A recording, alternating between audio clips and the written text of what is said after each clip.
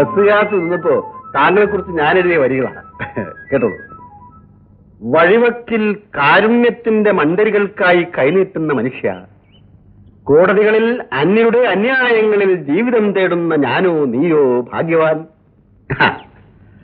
ഒരു തുള്ളി കരുണയ്ക്കു വേണ്ടി നീ എന്നുമേ വഴിവക്കിൽ ഇങ്ങനെ കാത്തിരിക്കും. ഒരു തരി നീതിക്കു വേണ്ടി ഞാൻ കോടതി മുറിയിൽ നിരന്തരം പോരടിക്കും.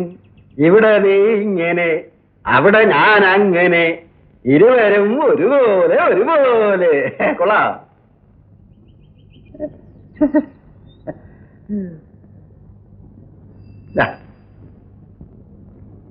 കൊള്ളാം സാറേ, കൊള്ളാം.